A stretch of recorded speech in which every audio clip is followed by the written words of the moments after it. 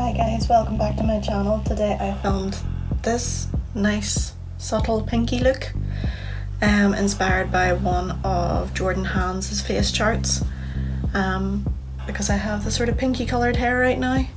It's really nice and bronzy and summery, and I hope you like it, and if you want to see how I created this look, please keep watching.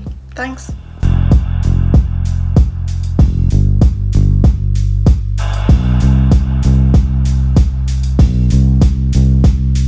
Hi everybody, I'm back.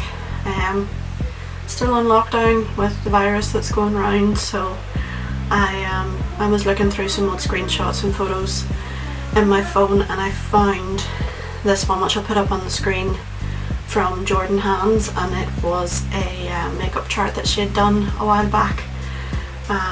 There were two of hers that I screenshotted that I really liked, and given that I have slightly pink coloured hair right now, I thought this would be a good one to go for today. So I'm gonna get started, and hopefully you like it. As always, if you like what you see, give it a like, give it a share, subscribe, turn on your notifications. I'd really appreciate it, and I'll just get right into it.